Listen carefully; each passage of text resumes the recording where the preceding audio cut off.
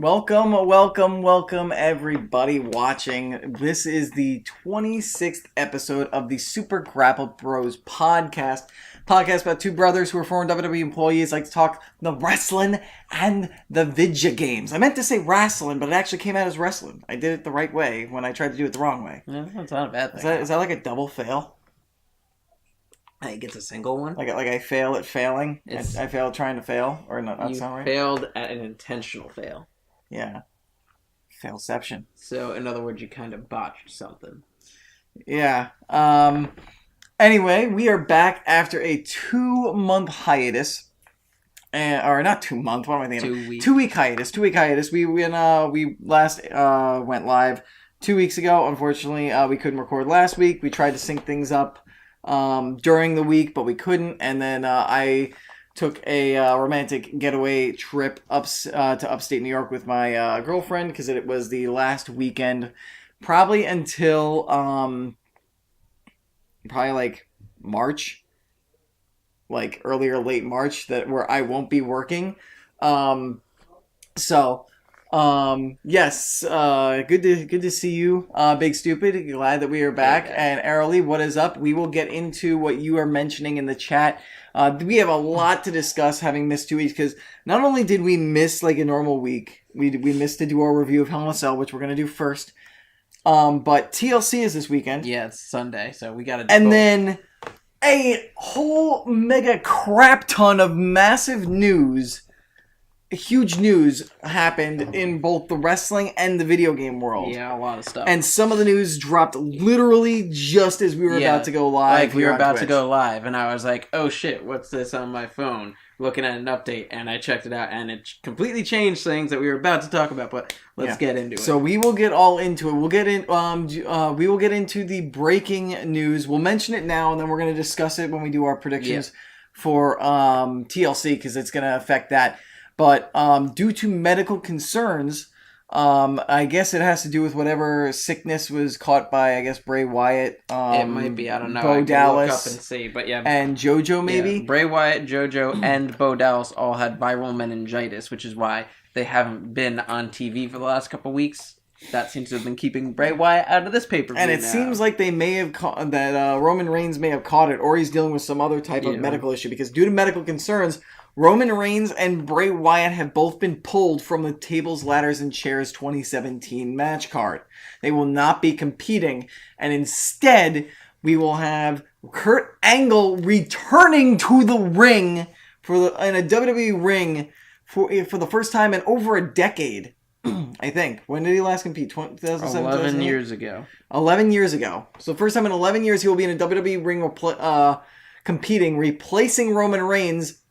So it will now be the tag team champions of Rollins and Ambrose, along with Kurt Angle versus The Miz, The Bar, Braun Strowman, and Kane. And then Bray Wyatt, who is also suffering from medical issues, also is out of his match against Finn Balor. So we will not get... And I'm kind of glad that we're not getting the Demon Finn Balor versus Sister Abigail Bray Wyatt. We are instead going to be getting a Finn Balor versus... Wait for it. You waiting? Are you sitting down for this? You're sitting. I want to make sure you're sitting down. That was not phenomenal. But the person who Finn Balor is facing is phenomenal. For those of you on the audio version, DMurph tried to do the whole AJ Styles chant. The phenomenal AJ Styles. Yes, he is facing Finn Balor. The SmackDown Live's AJ Styles will be competing against Finn Balor at TLC. Yeah. So they were going to be in there. They're going to be filling in those spaces. We're going to be getting into more of that and discussing more of what's going on with that after we do our Hell in a Cell review and we go into our predictions. I have another update. You have another update. More breaking news. Hit us with the breaking news. Apparently, it turns out that it might not be meningitis that Bray Wyatt and them are sick with after all. WWE has officially started testing all of the Raw superstars for the mumps. Ooh. Which is an airborne virus that can show symptoms 16 to 18 days after you get it. Oh crap! That means that we might end up with a lot more of the roster. We might end sick. up with a devastated Raw roster. There might be a plague that's going to go through the WWE roster and the backstage staff as well. Yeah.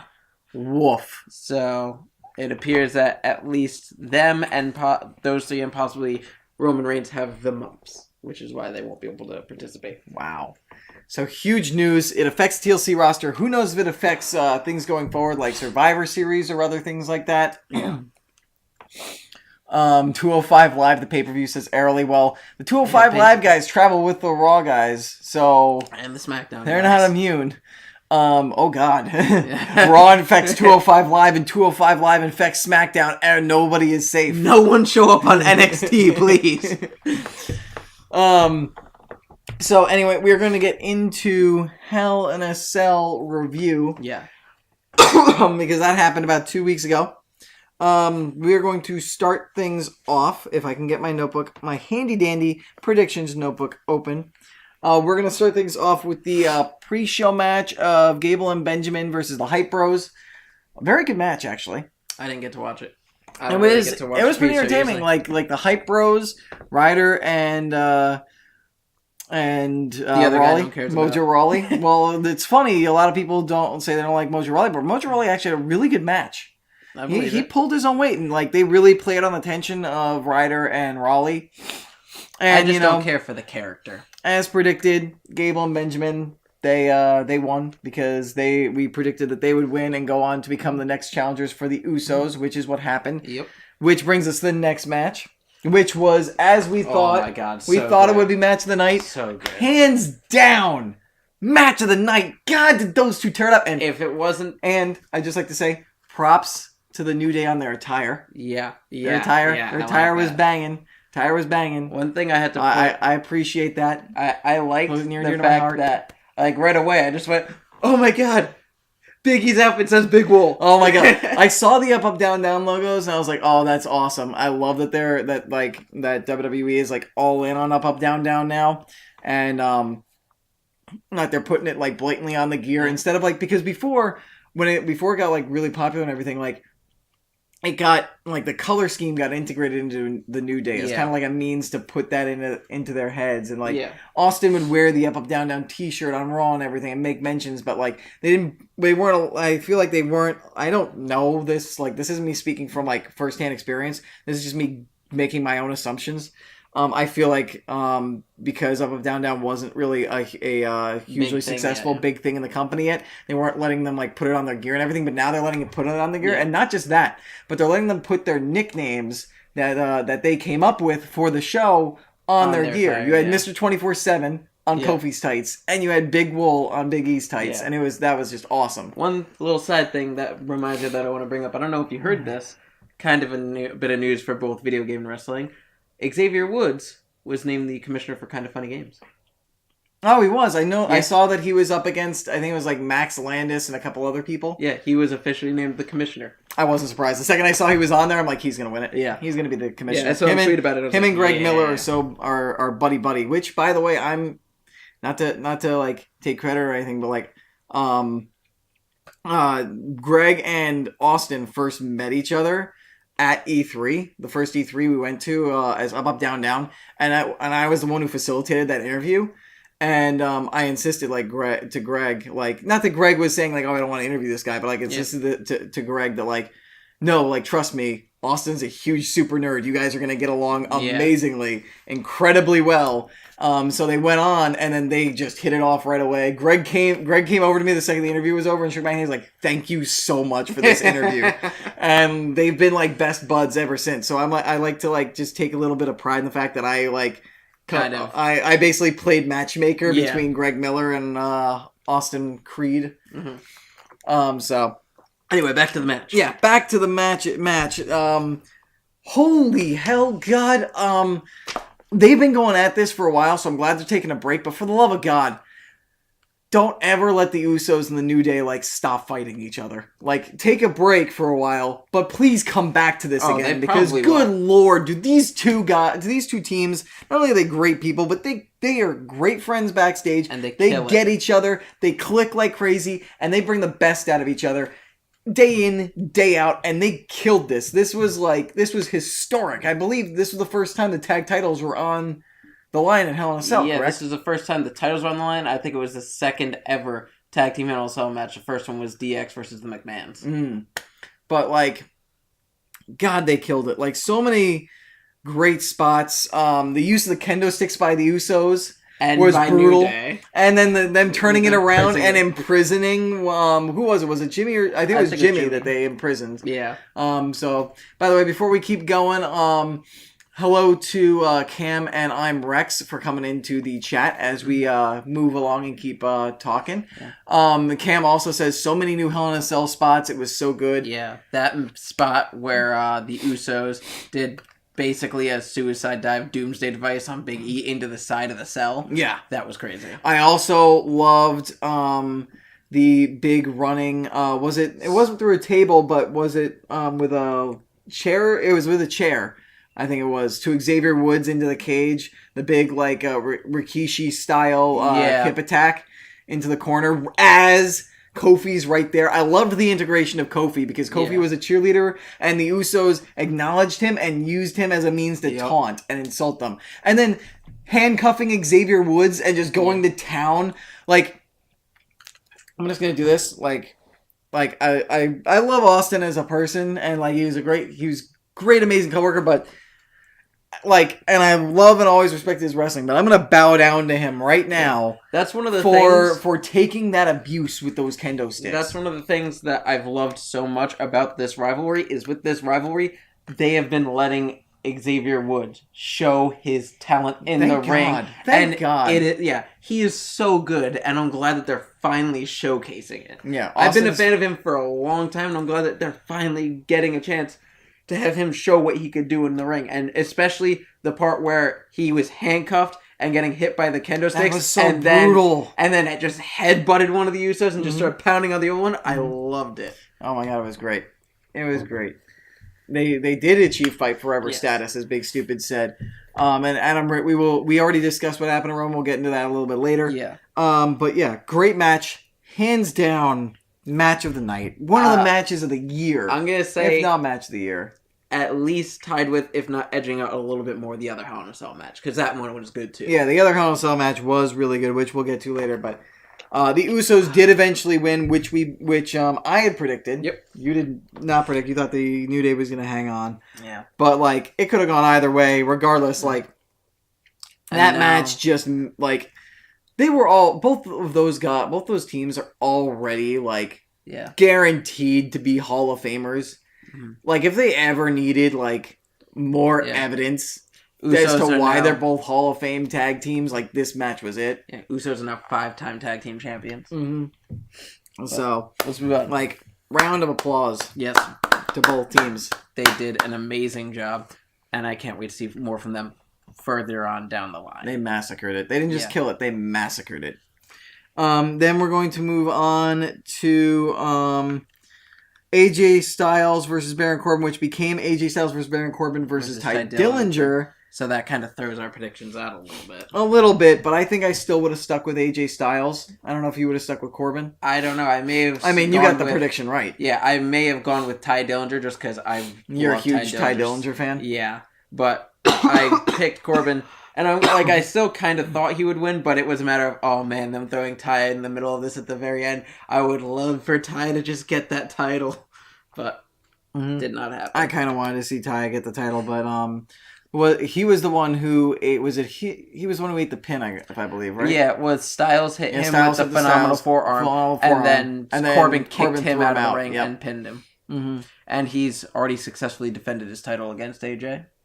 Yeah. Mm-hmm. He that following Tuesday, AJ wanted his rematch. They got it, and Corbin beat him with the end of days. So, it was a good match. I enjoyed it. It was really good. It was enjoyable, and like, I especially like the triple threat aspect of it. I'm kind of glad that Corbin won because it's like, I know the guy might have done stuff that landed him in the doghouse, but he's good. But like, he's good, and I can tell that the dude works his ass off. Oh yeah, like, I know. JJ knows people that are good friends with him. Mm-hmm. And so he knows him a little good, but like he is always going. Like he's always pushing and trying to be the best and get to the top. And you could tell that both with his work in the ring and his work on the mic. Like, I watched Talking Smack after the pay-per-view, and he was killing it on the mic with that, but I'm glad that they got the title on him. I think he deserves it. I think it's been... He deserves it after they made him, like, lose the Money in the Bank, too. Yeah. That's one thing he had said that I loved, is he's like, all those people who've been saying, where's your briefcase? Now I've got this to shove down their throats. Mm-hmm. Yeah. Well, that quick kick by Corbin, wasn't that a kick he delivered to Dillinger in the match? The Big Stupid saying that kick by Corbin was brutal. I remember Corbin delivering a brutal kick, and I think it was to Dillinger. I think Dillinger went for like a running attack or something like that, and Corbin just cut him off with like a huge boot to the head or something. I don't remember, but that match was good, and I thoroughly enjoyed it. Mm-hmm. But and then moving on, we've got Orton versus Rusev. Ugh. At least Rusev put up a fight this time. Yeah. And I told you Orton was going to win. I told you there's no chance in hell Rusev's going to beat Orton. I was really hoping. They've got to do more with Rusev. It's ridiculous. Mm-hmm. Yeah, he was saying to knock AJ out of the ring. Okay, yeah, that was kind of mean. And it's because he didn't really do it that well. So... Orton, Rusev, man, your name goes on forever. We'll get to 2K18 when we switch over to transition over to video games. So that'll be coming later. But yeah, and let's move on from Orton and Rusev because it was what it was. I feel bad for Rusev. Yeah. Bobby Roode versus Dolph Ziggler. We forgot this. We'll get to it. We'll come back to it. Okay. Bobby Roode versus Dolph Ziggler. Bobby Roode won. Surprise, surprise. Second of the last match. I will say the match was pretty good. Yeah, it was good. It was the crowd good, wasn't into it, to but be the honest, match was good. And to be honest, I almost loved the fact that Ziggler came out to no music. Yeah. That his amazing, glorious entrance was just him coming out to nothing. It's a new turn for his character that I feel like he kind of needs. Because he's always been the show-off. Now he could be like, I'm done with that, and be like the straight heel that he needs to be right now. Yeah, I'm done showing off for you people. So, it might be good. I think, the right guy won, and from what I saw of Ziggler in the match, it looks like he's finally finding direction with his character, which is what he desperately has needed for the last year. So, hopefully this will mean bigger and better things for Ziggler and be like a turning point for him. And then, Rude got the win, got what he wanted, he can move on to other things. Yeah. As long as they're not... Are they not still in the same rivalry, or have they moved on to other things? I do not know. I haven't really been watching it. And then Jinder's still champ, so... Yep. We also then had the women's title match of Charlotte versus Natty, which you got the prediction right because Charlotte won. Yeah. But it was by disqualification. Yeah, which is what I assumed. I said if she didn't win the title, she would probably win by DQ or something, and I figured that's how the match was going to end. And it did. Yep. Natty got frustrated, and I believe she took a chair, if I remember wailed correctly, on her with and a chair. wailed on Charlotte's leg, right? Yes. Yeah. I wasn't a big fan of the match. Mostly because a lot of it was, hey, Natty's working on the leg. And then Charlotte does a chop. And then Natty's working on the leg. And then Natty's working on the leg. It's alright. It was nothing really spectacular. Yeah, it was not, they could have done better. But I think it's just the angle they wanted to go with for the match for now. Mm-hmm. Then we had Shinsuke Nakamura versus Jinder Mahal. And oh my god. Yep. Moving on. Yeah. Let's get to the main event. So Jinder won again. Yep. When he should have lost. Yep. And guess you'll never guess. You'll never guess how Jinder Mahal won. Take a wild guess. Guess how he won. He paid off Vince McMahon. That might actually be right. But anyway, no. Get this. You'll never figure it out. The Singh brothers got involved. They got kicked out. And they didn't leave. And then a Colossus was hit out of nowhere. And then he won on a single Colossus. Crazy, right? That's never been done. Hey, I had to say, to Jinder's credit. Jinder, if you're watching this, congratulations. You hit your finisher right this time. Thank you. Thank you for not messing up the one thing you're supposed to do right. Thank you. Look, and I hate being... I really don't like being mean or a jerk to superstars, and I know Jinder works hard, but this just isn't working anymore. He got pushed too fast. I don't like his character at all. They're doing the evil foreigner gimmick when they don't really need to do it. And he's a one-trick pony, and everything happens. Every match ends the same exact way. Mm-hmm. If he was winning in different ways, at least things would be interesting. Like it wouldn't like. Or if he was even doing something like getting a counter or DQ victory, or if they changed up the end of the matches every now and then. Yeah, but every single match, it's the Singh brothers get involved. Yeah, like I would not have minded. The only exception was when Khali came out. Yeah. And stopped Orton, in which case it was still by interference, and it was after the Singh brothers got involved and cost Orton the chance to win.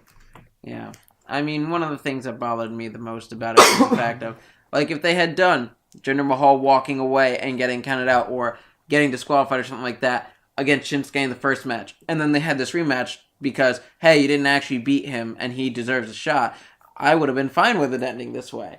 Well, the fact that's the exact same ending twice in a row, just really annoying. Mm-hmm. Well, hopefully AJ Styles will eventually beat him, be that at the Royal Rumble or in December. Yeah. Because it looks like now that Styles has lost the belt, which they really didn't explain, it's like, you just lost the United States Championship. Yeah, you deserve to be number one contender. Or make the claim for number one contender. Yeah. Well, I mean, to be fair, he was WWE Champion before. He lost the title to John Cena, of all people. And he never really got a proper one-on-one rematch. In an epic match, by the way. Yes. But, I mean, I'm kind of like, doesn't really make kayfabe sense, but I'll watch AJ Styles beat Jinder Mahal and win the championship again, I guess. As far as I can tell, there hasn't actually been like, all right, AJ Styles is the number one contender. There's been AJ Styles calling out Jinder Mahal. And I think that's... Yeah, and Jinder was like, no, you don't deserve to challenge me. I'm going to challenge Brock Lesnar. And for the love of God, if that champion versus champion match, like, Brock Lesnar is a guaranteed draw. I'm thinking the only reason why they might be willing to do this is that maybe fans hate Jinder so much that they want to watch that match just to see Brock Lesnar beat Jinder Mahal within an inch of his life. You see, here's something I'm going to state about that match quickly, just to get it out of the way. Mm-hmm.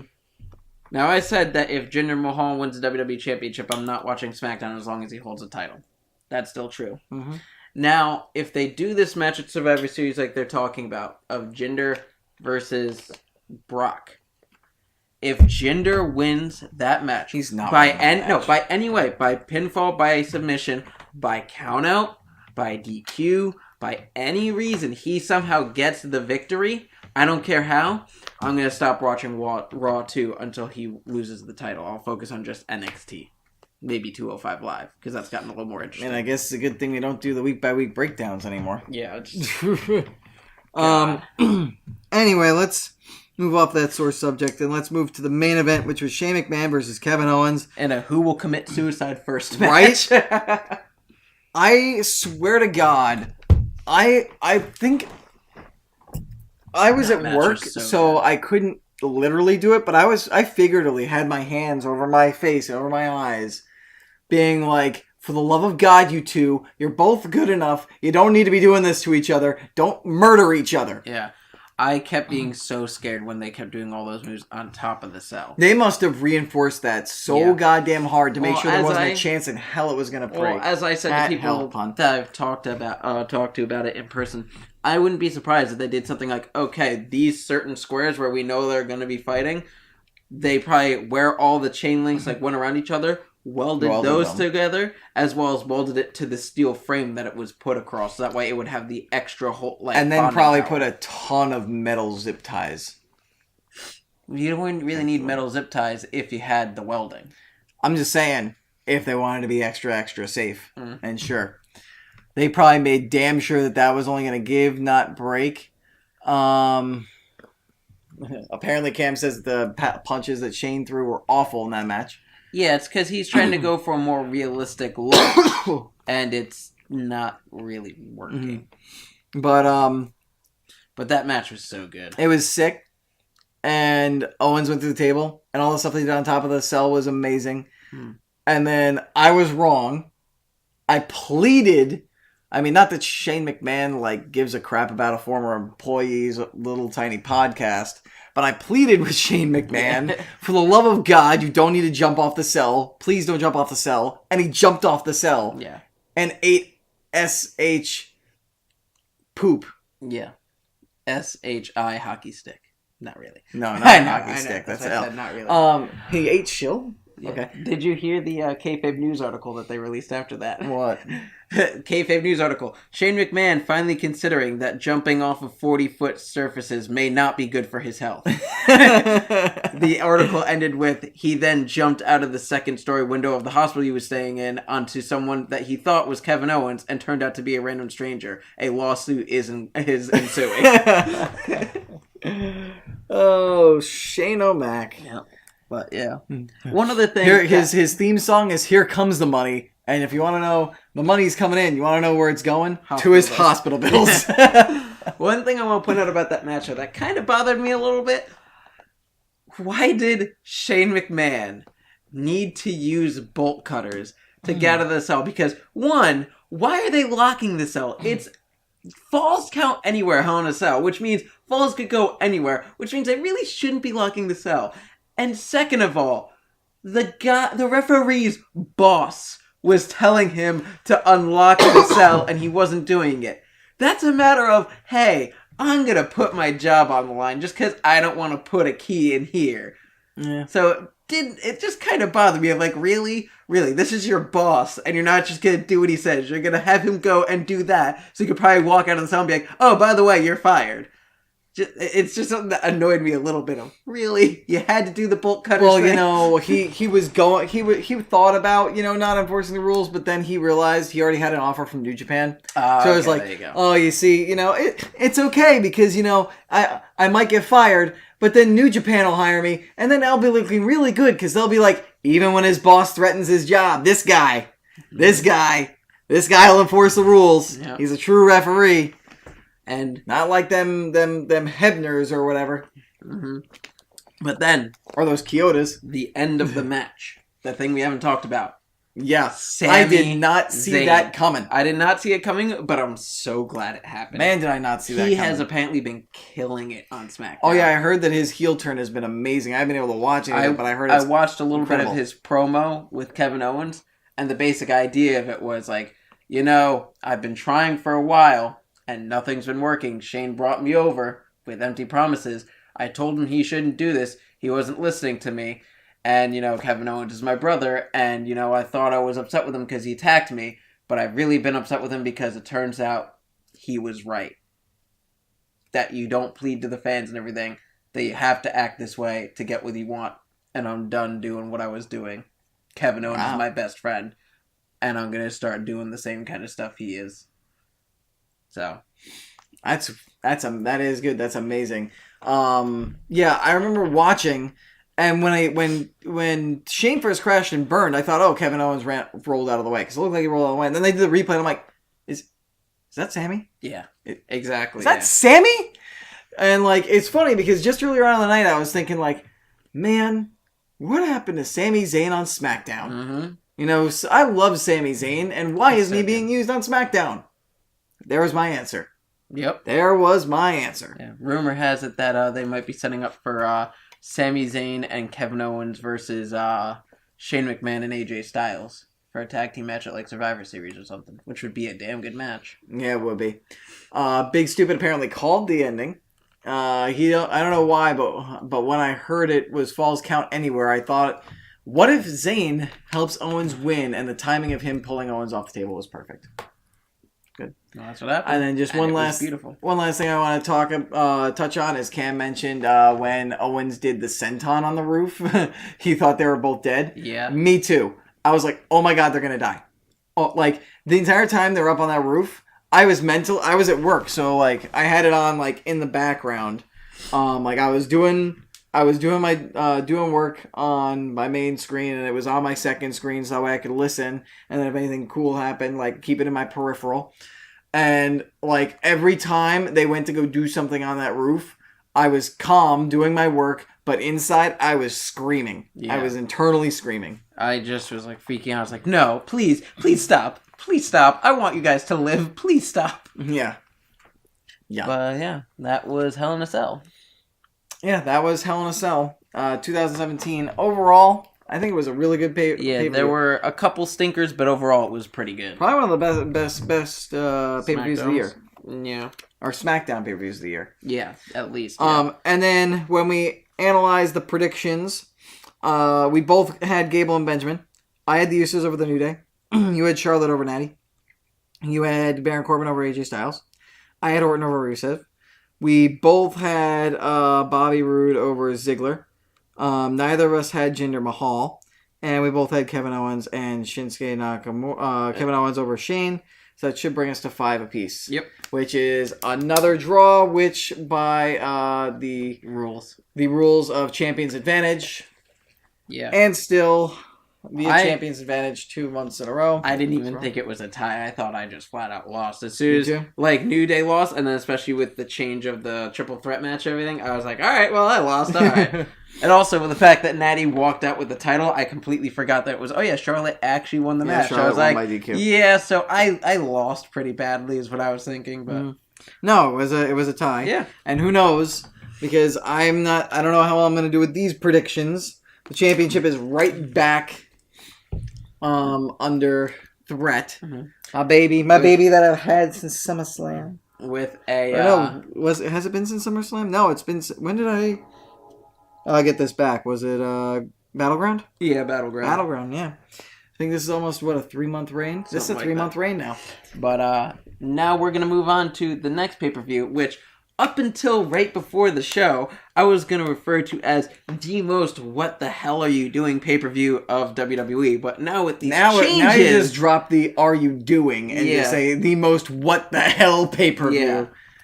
Yeah. Before this, I was like, I'll be interested to see, the main event. And, Asuka versus Emma. Now, I'm like, this might be very interesting. This is going to be very interesting. Yeah. So the first match we've got is a kickoff match, which is Alicia Fox versus Sasha Banks. I really don't know much about this match, but if I'm Would you like me to give you some background? Yeah, sure. Let's hear the background. There was a 5-way elimination match in which the winner would determine who would face Asuka at the pay-per-view. And Alicia Fox was put in the bank statement and tapped out. She then later on claimed that she didn't actually tap out. She was trying to scratch an itch on her nose. So then this last week on Raw, they had a one-on-one match between Alicia and Sasha. Alicia? Yeah. Alicia Fox. Alicia Fox. It's, most people have an evil twin because Alicia is the evil one. Alicia is actually the good twin that we've never known about. Exactly. He's actually quite nice. She doesn't... Yeah. She was the wedding planner for Edge and Vicky. Did you know that? No, but... She was the wedding planner until that night, and Alicia... snuck in. Knocked out Alicia, stuffed her in the closet, and then was like, "Oh yeah, I'm Alicia, the wedding planner. I'm gonna get in with the world heavyweight champion." Don't you mean the world champion got in with her?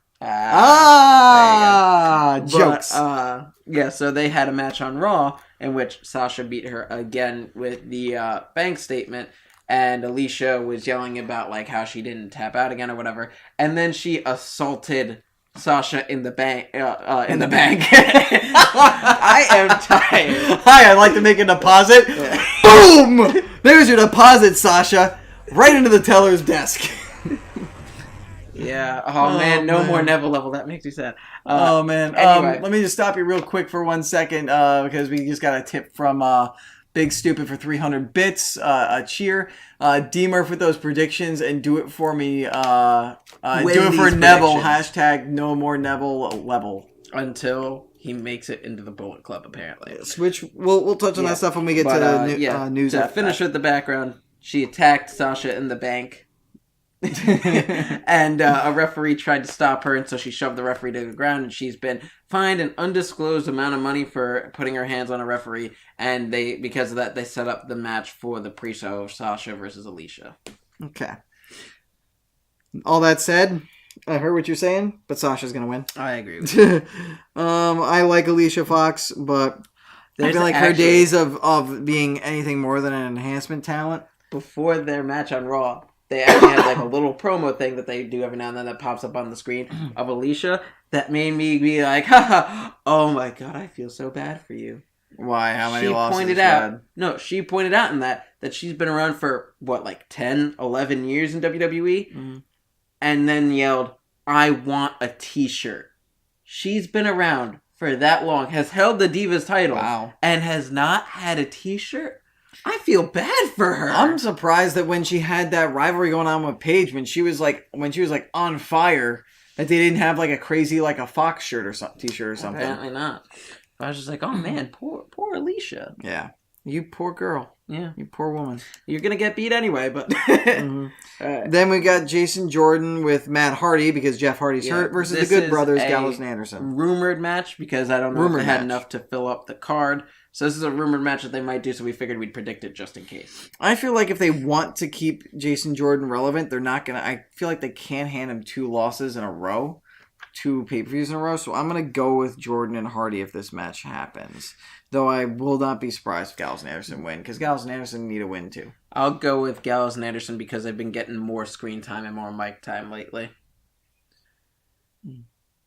Oh, man.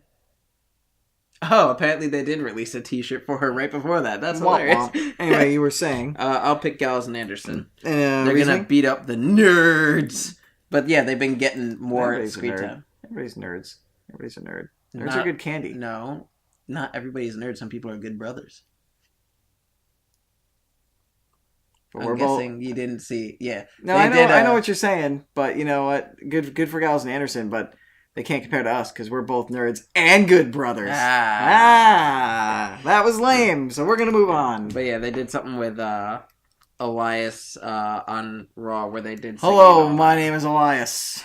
Yeah, and they did like little vocal warm ups, and I loved that Gallows is simply just going nerd, nerd, nerd, nerd, nerd, nerd, nerd.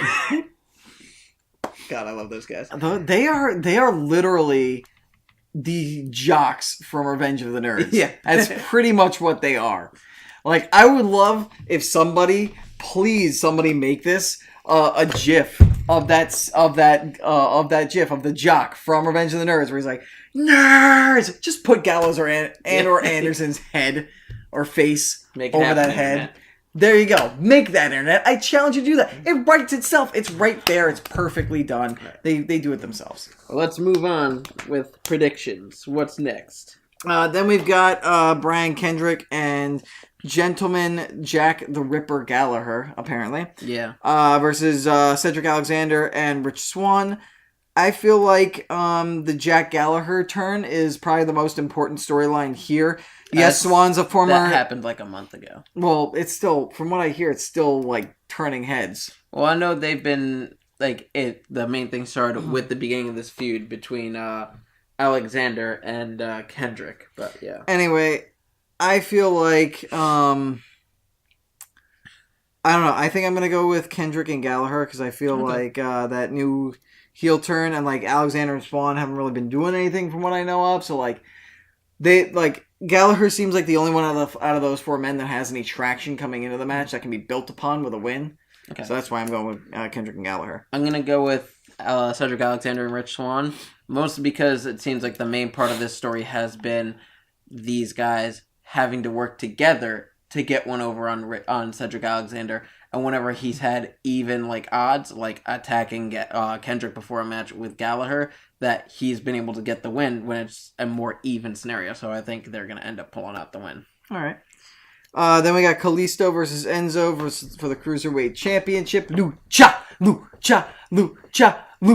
realest guy in the room. How you doing? Dude, Enzo's been on fire since he's gone over the Cruiserweight division. Yeah, which is why I think even though Kalisto won, I think Enzo's winning the title back. Okay. I think Enzo's going to win the title back, and Kalisto's going to and Kalisto will get his rematch and have to chase. Kalisto kind of caught Enzo off guard by like foiling his scheme of getting everybody kicked out. And I feel like they really want to build the Enzo heat. And how do you build Enzo heat for a heel? You put the title on him. I'm going to go with Kalisto. Okay. Wow, we are like... Because I feel like they're either going to somehow continue the storyline with Enzo and Kalisto after this match, or they're going to go with Enzo feuding with Arya Daivari, because they've been... Or not Daivari, with Mustafa Ali, because they've been teasing Mustafa stuff Ali like is that. good. Yeah, they had a match on Raw, and I guess again on 205 Live, of Kalisto and Mustafa Ali versus Enzo and Daivari, because they formed a bit of a team, Enzo and Daivari. But yeah. And then we've got ourselves an interesting predicament via the breaking news that just came out a little while ago. We don't know if it's Demon Balor anymore. No, it might just be straight. It said Demon Balor. All right, so we got Demon Balor versus not Sister Abigail Bray Wyatt. Or, as I like to say, cross-dressing Ghost Bray Wyatt. It was so weird, but whatever. Let's not get into that. But let's not. We've already talked enough about how Bray Wyatt's character has just been beaten over the head with a nail-filled baseball bat. Yeah. For all year. I think you were going for tack hammer, but okay. Tack hammer works. Yeah. Because that's the usual saying, but anyway. Or maybe one of those hammers that his buddies are using over on SmackDown. God, the Bludgeon Brothers. Bludgeon Brothers. Poor Luke Harper. Terrible name, but you know what? It might get over. Those two are good. Because poor Luke Harper, he deserves so much better. Anyway, it's not Bray Wyatt that Demon Balor is facing. He is facing the phenomenal AJ Styles. God, I love AJ. And this is a predicament. We got Demon Balor versus AJ. AJ's challenging to be a contender for the WWE Championship. But I feel like they got to keep Demon Balor strong. I feel like the whole point of this rivalry, because the whole story for Balor, it seems, is he hasn't gotten his Universal Championship shot yet since losing. And he wants to take on... lost it. And he never lost it, and he wants to take on Lesnar for it. Mm-hmm. And I feel like this whole thing is him, like, maybe finally, like, I guess, perfecting his demon powers or abilities or whatever. It's just been in order to take on Lesnar. But anyway, yeah. I feel like it's a build for Lesnar, and I feel like Balor has more to gain, because if he loses, then what does that do for his rivalry with anyone, especially Wyatt? AJ, I feel like, can bounce back from this no problem, because it's Finn Balor, somebody really high quality, and it's from somebody not on his brand. So and I think he's been able to establish himself more than Bray Wyatt has. AJ Styles didn't get injured when he won the WWE Championship. He had a very successful time with that. He had a great rivalry with Kevin Owens and everything. It's not going to hurt him, especially since he's on... I hate to say this, especially since he's on the SmackDown brand, where you've got Jinder Mahal as your champion. Yeah. And they've been having lackluster WWE title matches. It's not going to hurt him nearly as much as it would hurt Balor. Yeah, so I feel like Balor's still going to win this match. I'm going to say that too. Yeah. Then we've got Asuka versus Emma. Sorry, Emma. I'm glad you're getting some time. I'm glad you're on another pay-per-view, but Asuka's going to murder you. Yeah, because no one is ready for Asuka. And I feel like that's going to be the whole theme of her coming into Raw. She comes into Raw, and everyone thinks they're ready for Asuka, but guess what? No one's ready for Asuka. Why do you think they kept her undefeated and had her beat Ember Moon as she came out? It's because they want to keep that streak going into the main roster. Exactly. Then we've got Alexa Bliss versus Mickie James for the women's title. As much as it would be cool to see Mickie win the title again, I feel like she's past that point in her career, and I don't think you take the title off of Alexa because she is so good as a heel women's champion. I agree with you. Okay. And that I just have to point out, that's a match where I'm just kind of like, okay. Okay. I mean, you couldn't really... You had to have... I think the main reason is because Mickie James recently got inducted into the Hall of Fame for the Native American Music Awards or whatever. And it's just kind of like, okay. I don't really think it's an interesting storyline. It's just basically been Alexa being like, here, you need diapers because you're so old. And I'm just kind of like, all right, whatever. Yeah. Then we've got the main event, which has now changed as well due to the breaking news. Kurt Angle is returning to the ring, as we mentioned before, for the first time in 11 years, a WWE ring. He's returning to a ring in general for the first time in about 10 months, I think now. Something like that. Maybe a little longer. No, 9 or 10 months. I know his last match was against Cody Rhodes. Oh, that was at WCPW, correct? Mm-hmm. Yeah. Which is now becoming Defiant Wrestling. I guess. It's being rebranded. this is huge. Like, I Yeah. thought we were going to see Angle maybe next month, but we're going to see him this month. They finally, I guess they trust him enough to have matches. Yeah, I guess he passed the physical, and I'm guessing he probably passed it already, and they're planning on having him come next month or at Survivor Series. But because of whatever it is that's happened to Roman Reigns, they've changed it to up to now. Because I feel like, especially with them bringing AJ Styles on, they've realized how little people are invested in this pay-per-view, and doing these things, having Angle come back and throwing AJ Styles on the card is them trying to get people pumped for it and actually interested in it. Yeah. And I guess this means that we can be happy to know that Angle probably means that there's a 95% chance, barring some injury, that Kurt Angle will be at WrestleMania.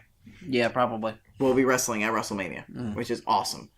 Get to see him see Angle, the wrestling machine, battle. The Olympic gold medalist. Yes. Who won that medal with a broken frickin' neck. Yep.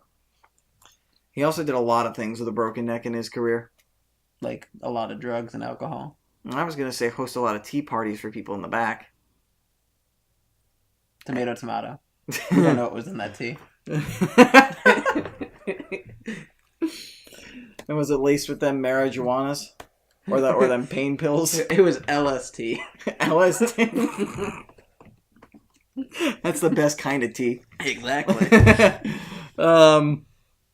Anyway, for the main event, Angle is he is competing. He is going to be replacing Roman Reigns, and it's going to be him, Seth Rollins, and Dean Ambrose, the tag team champions, taking on Braun Strowman, The Miz, The Bar, and Kane in a 5-on-3 handicap match. Mm-hmm. And I thought that the Shield was going to win this, and I still think that Rollins, Ambrose, and Angle are going to win, because I feel like if you're going to build Angle up, don't have him lose in his return match. Especially if you want to have him have a marquee match at WrestleMania and you want him involved in Survivor Series. And I feel like they were originally going to have the Shield go over anyway. Yeah, so I feel like this can act as a huge coming out party for Angle to show that he can still go. And maybe he even gets the win. Yeah. We're like maybe he doesn't do a lot of the work for most of the match, like Rollins and Ambrose save him and keep him alive.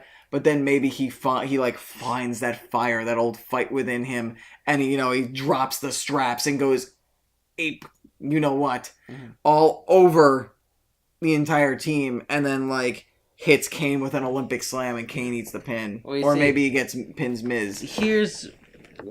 So you're predicting that? Or makes Miz tap out. So yeah, I'm gonna pick Rollins, Ambrose, and Angle. So you see, this is where I'm conflicted. I've been watching Raw. Kurt Angle is one of your wrestling heroes. You're not going to predict him to win this match? I'm not saying that. I'm saying this is the issue that I have with this. Even when it was the Shield, it's the same kind of thought I have with Angle of, this is the Shield's first match back together. This is Angle's first match back in WWE. This is the kind of thing where you really should not, under any circumstances, have them lose. But then again, they're facing The Miz, who's the Intercontinental Champion, and like it or not, he's been doing a damn good job of that. The Bar, who have been arguably the best tag team on Raw over the course of the last year. Mm-hmm. And they've been doing a hell of a job. They've been beating people up really bad. Then on top of that, you've got Braun Strowman, who's just been literally destroying people, like Brock Lesnar even, left and right, just causing all kinds of chaos. And then on top of that, you've got Kane, who returned on Monday Night Raw by ripping out of the ring in the middle of a steel cage match, delivering 2 chokeslams and a tombstone to Roman Reigns.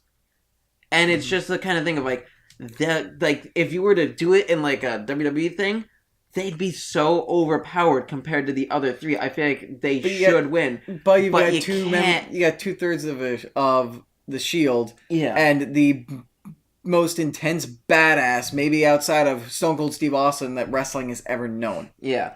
Which is why I think they're going to win, but it's just a matter of also visualizing it in my head. That kind of hurts the 5 guys on the other side at the same time. It really depends on how Strowman's taken out. Yeah. And, Kane, I think he's just back here, not to serve a main event push. I don't think it's going to be a big deal to, take him out. And then, Miz, he's great, but he's not so high that like I feel like taking the pin in this would be bad. So like really the only people you risk hurting is the bar, but like they could also be taken out. Yeah. So, like I'd be like the only person I would be maybe a little worried about Angle running roughshod on and making them look bad would be Strowman.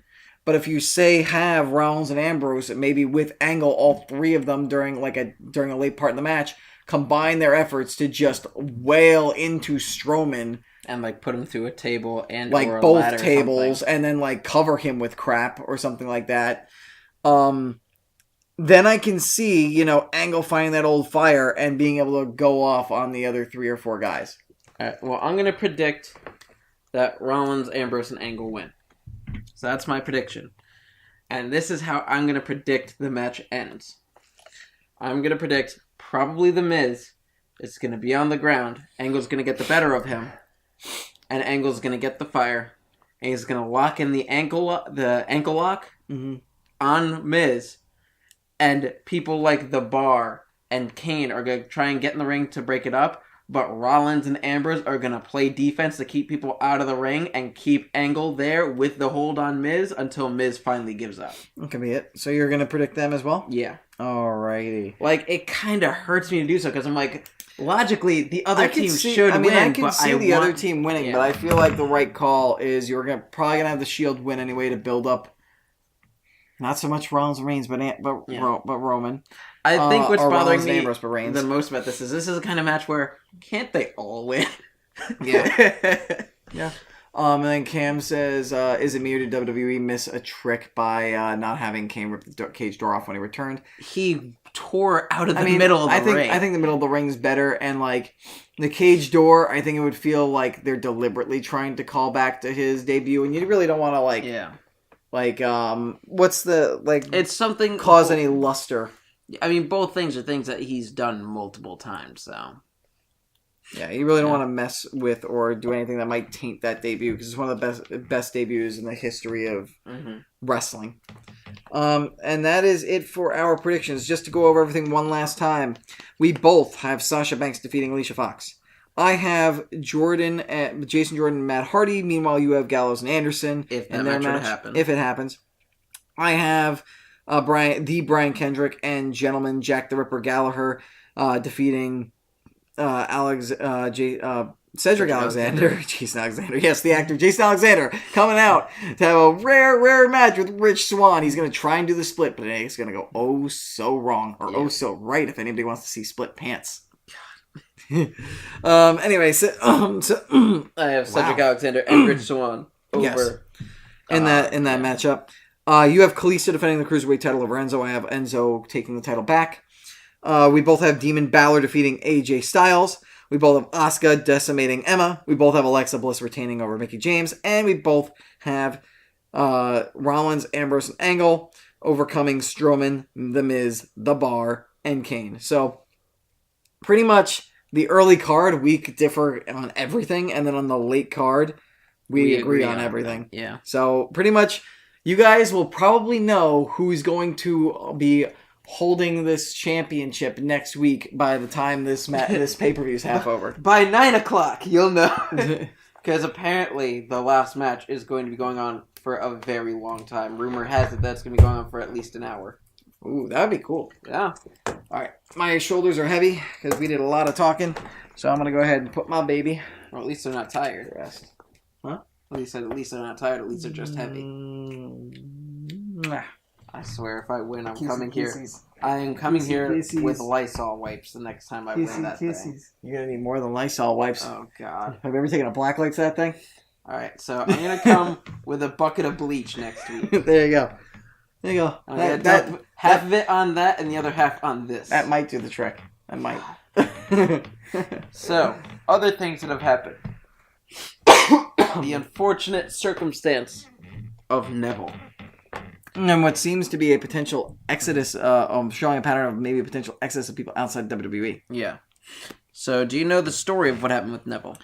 I believe from what I recall, he left because he was frustrated because it was believed that they wanted him to drop the title to Enzo, and not have the title back and just stay on 205 Live and stay with the cruiserweights. Not only that, but the night that he walked out of Raw was the night that Kalisto ended up beating Enzo in the Lumberjack match. Mm-hmm. The original plan was apparently going to be Neville versus Enzo in the Lumberjack match and lose to Enzo clean in the middle of the ring. Which, I don't blame him for walking out, because with the way you've been building this story, Enzo should not be beating anybody clean in the middle of the ring. Especially Neville. Exactly. But apparently, he's frustrated with it. I guess he's feeling similar to Austin Aries. I don't blame him. With the last year he had, he made the cruiserweight division interesting, and he was one of the most interesting things in all of WWE over the last year. He put on some of the best matches in WWE in the last year, and losing to Enzo, I was okay with, so long as he either won the title back eventually, or you used it to put him up to the main roster and maybe put him in line for some Intercontinental title or U.S. title rivalries. Or something that I would like. Throw him over into the UK Championship shenanigans. That would have been pretty good. No offense to the UK guys out there, Tyler Bate and the Bruiserweight Pete Dunne and all them. I feel like the UK title is below Neville at this point. The UK title is not on the Neville level. But I feel like he could have a lot of amazing matches with those guys. Mm-hmm. But anyway, rumors say that Neville is going to leave and he might join the Bullet Club. Yeah, in which case, as soon as the news came out, the Young Bucks tweeted at him a picture of the Bullet Club shirt, and Marty Scurll tweeted at him saying, I do need a junior heavyweight tag team partner, Neville. If Neville goes anywhere, he'll get pushed to the main event scene immediately. Oh yeah, he should be. But just picture what the Bullet Club will be like if Kenny Omega stays and he doesn't leave after his contract's up in January to go to NXT or WWE. Kenny Omega, Cody Rhodes, Neville, the Young Bucks, and Marty Scurll. Imagine if Adam Cole stuck around and he was still with them. Good Lord, is that an amazing stable? Yeah. It's amazing. Yeah. But yeah, Neville's gone. I do not blame him for leaving. I feel bad. WWE I feel like he was wronged.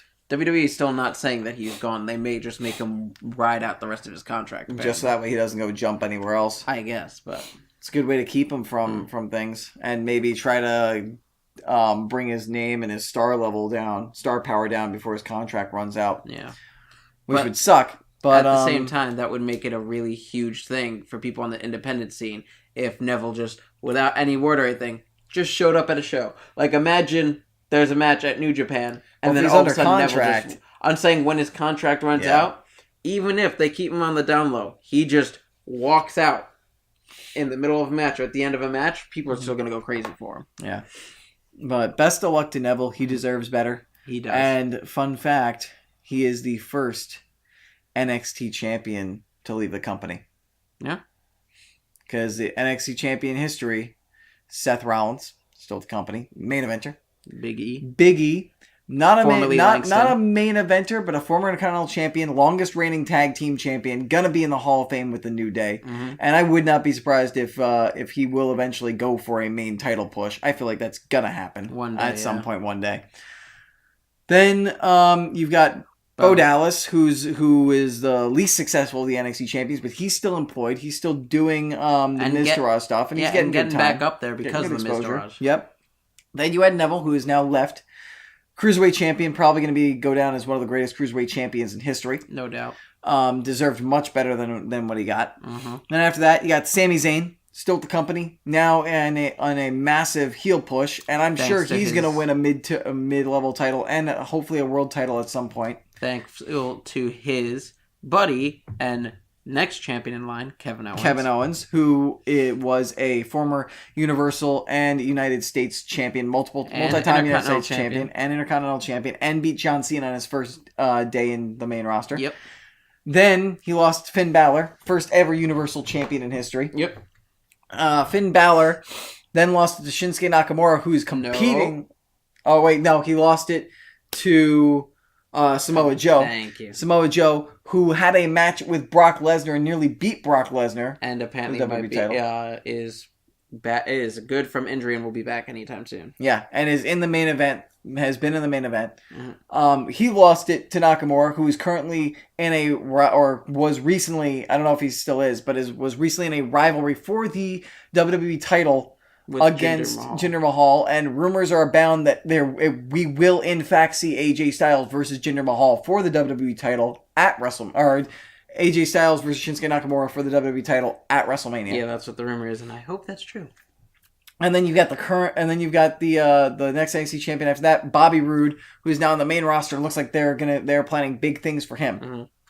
And now, so like, Drew McIntyre. Look at that. With exception to Neville, with exception to Bo Dallas, every single NXT champion has been succeeding. Has been either in the main event scene to a certain degree, or held a mid-tier championship, or is like on the path to being a Hall of Famer. Yeah.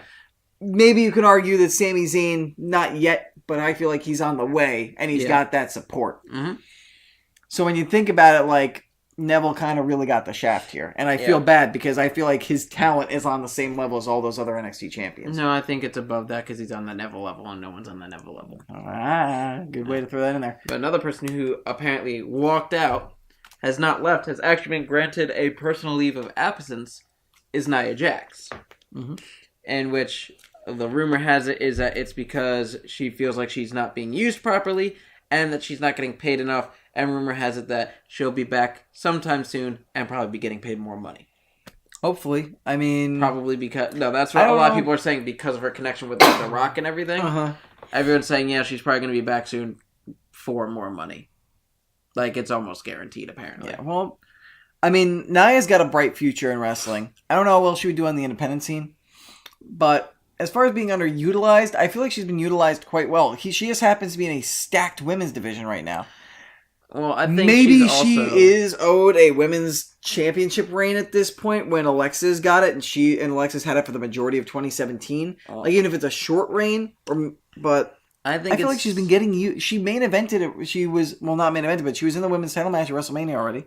I think the main reason for it is because of the fact that she's been going back so frequently between being a dominant superstar who's taking it to people, somebody's strong man lackey, like a strong woman lackey. Yeah, but bodyguard. Like also constantly being like, I want a match with you, Alexa, and getting a match and having something go awry to then right away being Alexa's best friend again. Like they just did that. Mm-hmm. Like she was in a match with Alexa for the title, beat the hell out of her, looking to steal her title, and then the very next night on Raw, she's best friends with Alexa again and looking to fight Mickie James. And I think she's upset, like, better direction. What is going on? It's like, what are you doing? Here? Stop flip-flopping my character. Exactly. Give me some direction. Yeah. Which is fair. I don't know if she's going to leave. I don't think she's going to leave. She might get...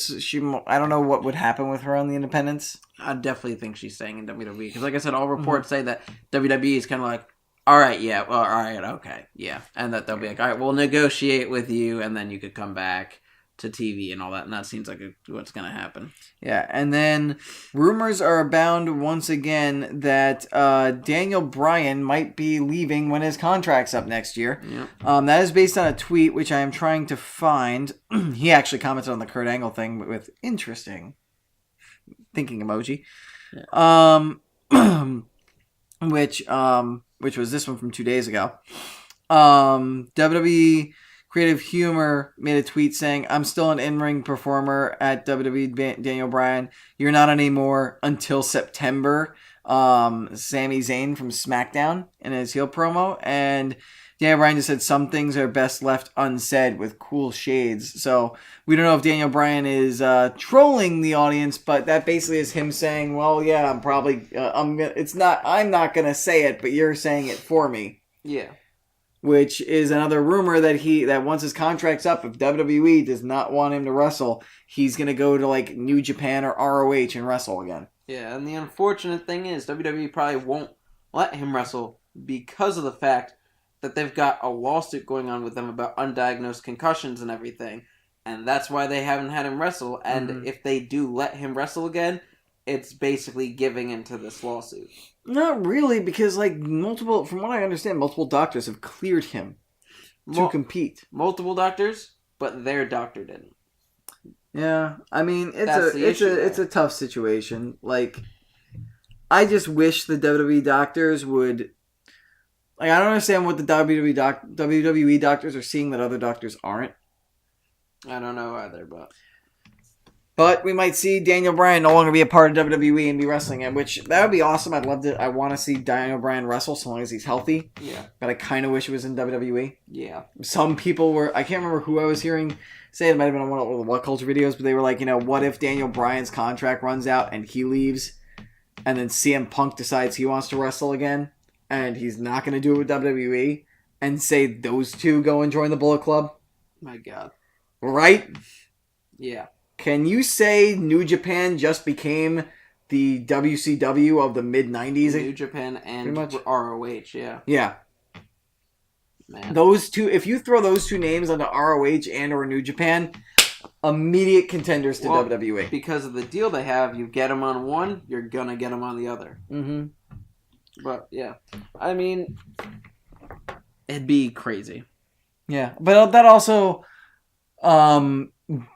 bets on the idea that Punk decides that he's no longer sick of wrestling and wants to get involved with non-WWE. Yeah. And to be honest, I don't think Punk ever wants to wrestle again, period. I mean, they recently tweeted a photo that he's training for his next MMA fight. Yeah. So. Not sure if it's going to be in UFC or where, but yeah. Mm-hmm. So here's one thing I wanted to talk to you about. This is a rumor has it about Survivor Series that there's going to be, as they had last time, a Raw versus SmackDown match. Okay. One thing that I've been seeing a lot of people say that they want to see, myself included, a lot more than that, and I want your thoughts on it. How would you feel if, even it was on like the pre-show for Survivor Series, they not only had Raw versus SmackDown, they had 205 Live versus UK Championship Tournament? And who would you want on those teams? I don't know. I feel like nobody wins if you do 205 Live versus UK tournament, because I feel like for the sake of keeping 205 Live relevant, 205 Live would have to win. And then you're thinking guys like Noam Dar, who, no offense to Noam Dar, but he's they're not being seen that much, and Drew Gulak, guys who are barely seen on TV or barely have any story, are beating guys like who had match of the year caliber stuff. Mm-hmm. I don't think that would happen. If it was gonna happen and I was to fantasy book it, obviously I have Mustache Mountain, which is Tyler Bate and Trent Seven. Yeah. And obviously the Bruiserweight, the UK champion, Pete Dunne. I think, what is it? Isn't Wolfman one of them? Wolfgang. Wolfgang. And then I don't know I don't know enough about the UK division to pick a fifth person. Alright, wow. So. Okay. What? You don't know anyone else? From the UK? Not off the top of my head. I can't remember. It's been a while since I watched anything UK. Well, no, I understand. Fill my memory. Okay. There was Mark Andrews, the guy who had half his ear cut off. Or that's not Mark Andrews. That was Joseph Connors. Mark Andrews was the Welshman. I put Mark Andrews on there. Same here. Yeah, I remember Mark Andrews now. He was freaking amazing. Yeah. I would have the exact same team for that. And then for 205 Live, you got to have Enzo because he's the charisma of the team. Okay. Kalisto, he's the best pure wrestler on there, I believe. Okay. Well, maybe not pure wrestler, but most acrobatic, entertaining wrestler. Jack Gallagher, he's entertaining as hell, and he's great in the ring. And he's so fluid, tussled with Tyler Bate on WWE TV already. Yep. Then I feel bad because I think I'm going to end up leaving Cedric Alexander out of this. Whoa. Brian Kendrick, because I love Brian Kendrick. And he's a veteran. And then with Jack Gallagher. I think Rich Swann is more entertaining right now than Cedric Alexander, even though Cedric Alexander, I think, is probably the better wrestler. So I think it would be a toss-up between Cedric Alexander and Rich Swann, but I think I would go with Rich Swann. You see, the way I view it is, like I said, same exact UK team. Mm-hmm. On the cruiserweight side, I'd say not Enzo or Kalisto, because have them have a cruiserweight title match on the main card. Well, or something. you didn't like preface that with they might not have a title match. I'm saying in my idea, I would not have them in the match because that is what I would rather do with them. But my team, because I feel like these are the people that should be on it and would have the best match. Cedric Alexander, for one. Let me just say before you finish, I want to see if we end up with the same team. If, like, say Kalisto and Enzo were off that team and were like had their own match, to replace them, I would have Cedric Alexander and Mustafa Ali. Not quite. Close. Okay. So I'd have Cedric Alexander. I would have Jack Gallagher. I would have Brian Kendrick. I would have Rich Swann, probably, and TJP. Oh my God! How did I forget about TJP? Yeah. All right, so then the first cruiserweight champion. Yeah. All right, no, I'm sorry to Rich Swann, but I take Rich Swann out for my team with Kalisto and Neville for TJP, and then I would take Mustafa Ali out and have the same exact team. Have the same exact team as you, pretty much. Yeah. Oh, there's Tozawa, but Tozawa's hurt, isn't he? Yeah, he's injured. He recently tweeted a photo with him with a neck brace. You know, it's funny. We talk about how 205 Live is dying and has nothing good, and then we talk about the talent on there. And we're like, oh my God, this guy's so good. Oh my God, this guy's so good. The talent is good. Oh my God, do something good with these people. I mean, especially with Enzo coming on, it's been getting better. I've actually watched a little bit of it lately. Yeah. No more like love triangle with Alicia Fox. Nope. I haven't done that in a while. I had to fit that in. I had to get that in there. The main storylines I've got are, Enzo with Daivari against Kalisto with Mustafa Ali. Or as Enzo calls him, I don't know if you heard this, he's been calling him Mufasa Ali. And then they've got Cedric Alexander against both Kendrick and Gallagher. They did have, I don't know if they're still doing it, they may have just done it, but they were doing TJP versus Rich Swann, the end of their friendship. And they actually just this last week, not this last week, the week before, had the two of them face each other in a pretty good 2 out of 3 falls match. And then they've also had Drew Gulak and actually that may be why they did the whole neck brace thing. Drew Gulak and Akira Tozawa, because Drew Gulak is one of his things of his PowerPoint presentation to make 205 Live better was no chance. And so last week on 205 Live, he took his no chance sign and hit Tozawa like in the jaw neck area. So, yeah. So I believe that brings an end to the wrestling discussion for the week, which now we get to transfer into the video games. And we can transfer right into the wrestling video game. Yes. We got a lot to talk about the video games, but WWE 2K18 released. I did not get to pick it up. I haven't picked up any fall video games outside of Destiny and Cuphead. Destiny 2 and Cuphead. Yeah. Because all of my video game money has gone towards the Dragon Ball Super card game. Because I used to be into card games a lot, and 2 of our friends got into the game, and it has become one of the best card games I've ever played in my life, and I became addicted to it. And so the money I was going to use for fall video games went to the card game. The second set's coming out. I'm spending money on the second set. But I'm hoping to get a lot of stuff for Christmas, or maybe Black Friday, find some good deals. Yeah. I'm guessing the WWE game will be cheaper, probably around like $30, maybe $40 around Black Friday. It usually is. Knowledge from working at GameStop. Game I've been playing lately, I'll talk about a little later on. It'll catch you by surprise. But I haven't been able to see anything revolving around 2K18 or anything just yet. I hear that I saw some reviews and I saw them say that the promo engine is still bad. My career it doesn't look that bad. Isn't as good. Like they tried to make it more like open free roam, but the dialogue with people backstage is bad. One thing I saw that the writing is really bad. One thing I saw that was ridiculous is at the end of every show, in order to end the show, you apparently have to go and talk to a parking lot attendant who's dressed like all the other security guards. And when you go to talk to the security guards, they're like, and say like, "Hey, you're not allowed back here." And then when you go to talk to the parking attendant, he does that same motion, and then he's like, "Oh, are you here to pick up your car?" And your answer is, "Yes, I'm here to pick up my car." Jesus. And it's like, really? You couldn't just do a different thing for that one guy who's there? You couldn't animate that one model differently. Yeah, exactly. But I don't know I have no like pure thoughts on it because I haven't played it. I'm just reading off of what I've heard. I don't know if you've seen more. If you have any extra thoughts From people that I know that have played the game and everything, a lot of what I'm hearing is that it's actually pretty good, better than last year's.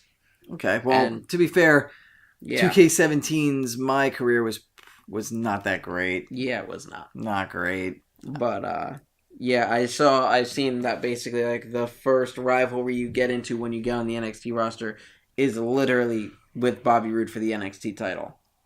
And one of the personalities I have in the back that you have to talk to as like a producer is Baron Blade, and it's Baron Blade is back. You can't get rid of him. But yeah, one thing I like though is if you're in a rivalry, they have a match card, blonde hair and green, lime green shorts. Yeah, but with the match card, you could choose between different things you could do. Like when you're in the rivalry with Bobby Roode, you could either have a match with someone. Like one option I've seen was Hideo Itami, which I believe if you choose that, Bobby Roode will run in on the match and attack you.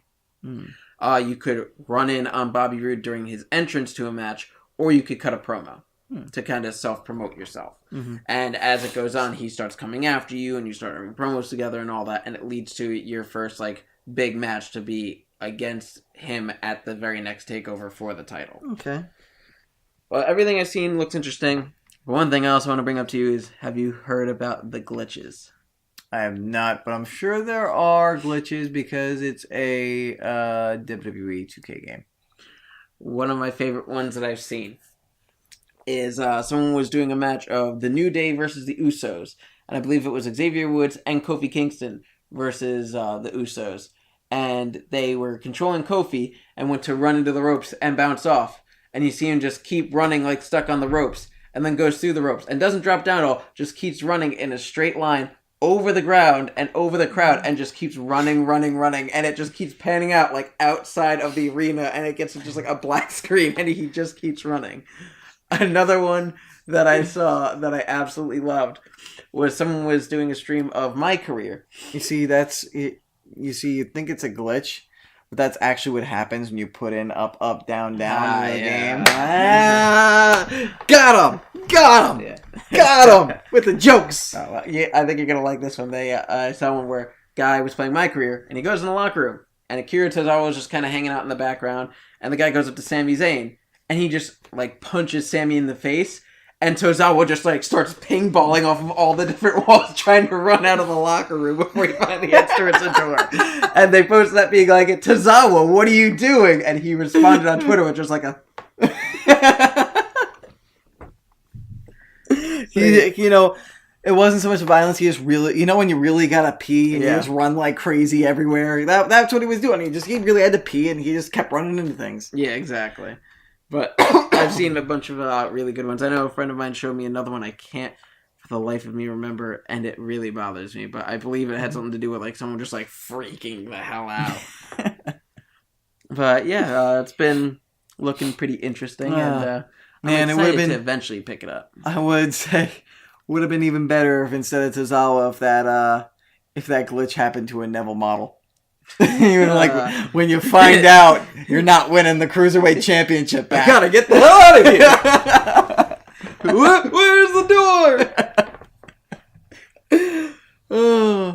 Man.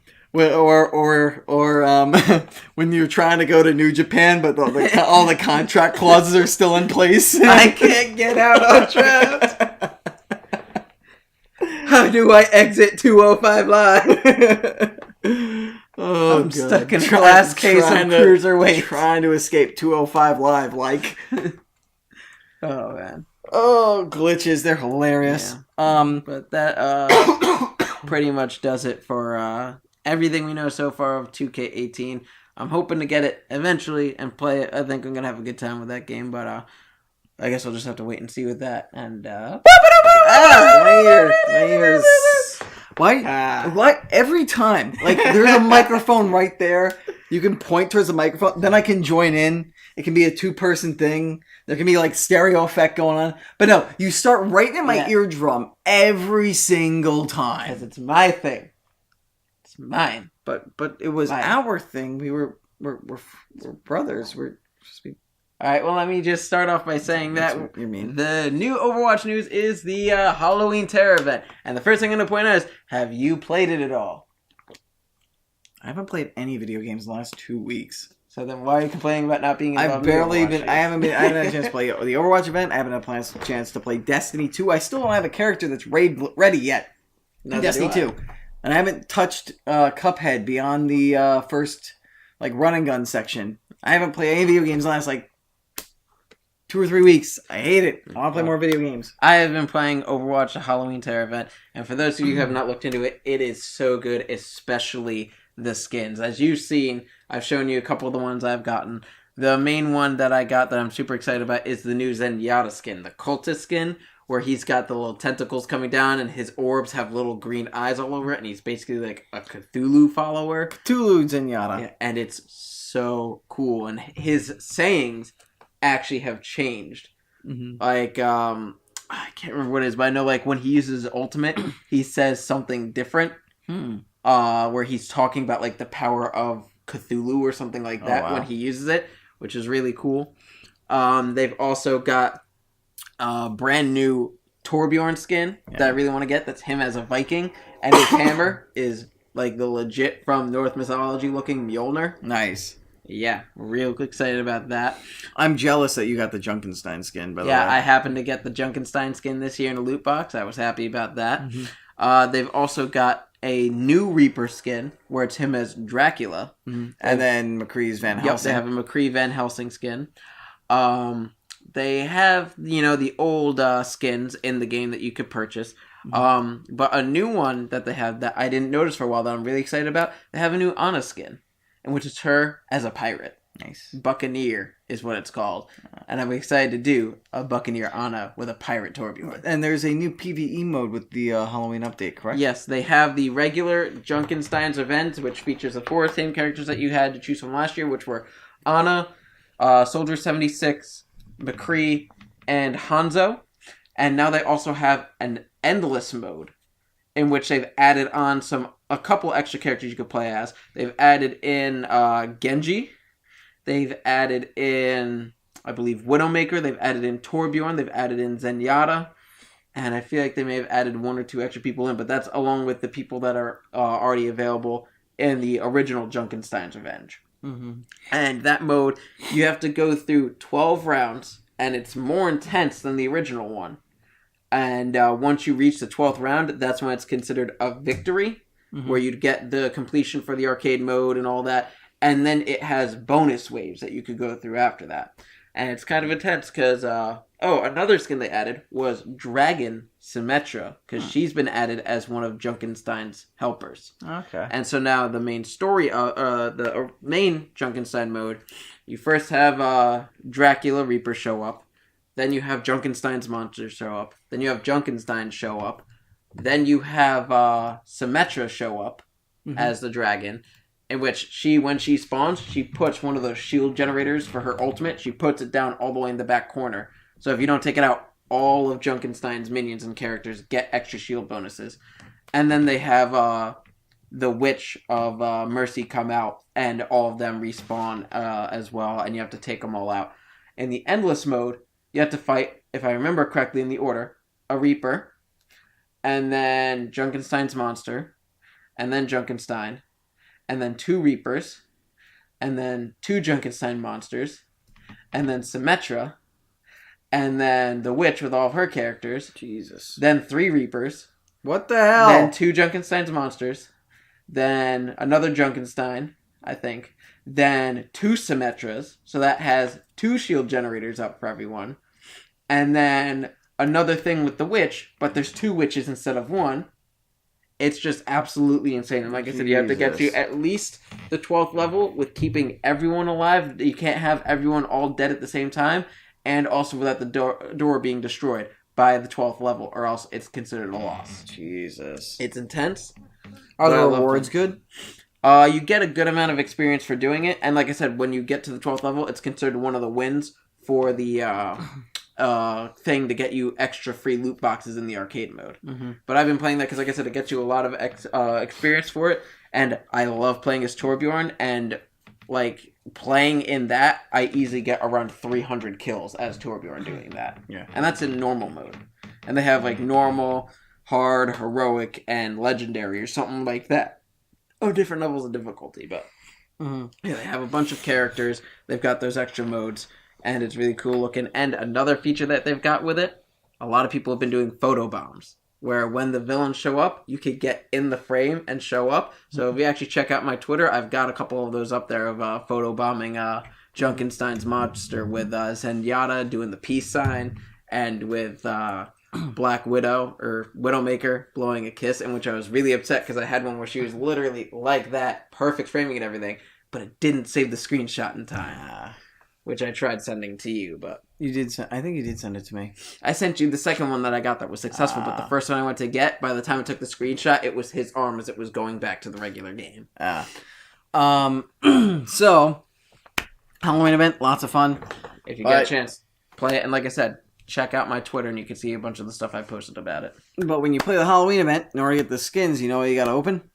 Loot boxes. And that hits part of our main theme for video game news this week, which is the supposed, what appears to be a microtransaction apocalypse that seems to be happening in the world of games centered on loot boxes. Yeah, which... And it seems to be a theme over the last couple months because people have complained about the Destiny 2 loot boxes in the forms of the Bright Engrams.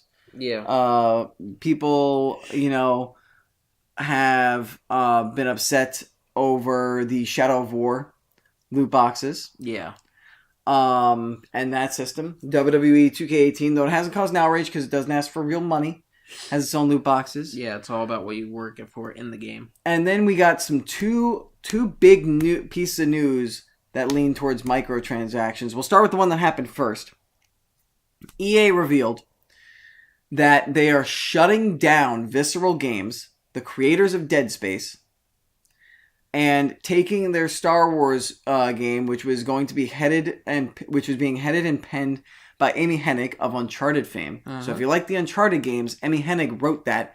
She was writing and running this Star Wars game. Yeah. It was supposed to be a linear single-player adventure game along the lines of Uncharted, being made by Visceral Games. Now that's been shuttered. Visceral Games has been shut down. EA claims that the majority of the staff will be moved over to other studios, which I'm still not cool with because you're uprooting them. Yeah, they're not losing their jobs, but you're uprooting them and forcing them to move. Yeah. Which is not cool when you didn't really have to shut down the studio. Yeah. And the reason why they've spread out the development of this game to other EA studios, they're reimagining it. Because they said apparently it was shaping up to be a single-player adventure game, narrative adventure game, which, yes, that's why you've had it in development for 3.5, almost 4 years. Exactly. But the way they said what they wanted to do with it and take it in a new direction is it sounds like they want it to be more multiplayer-centric, more MMO-like, more Destiny-like, more Anthem-like.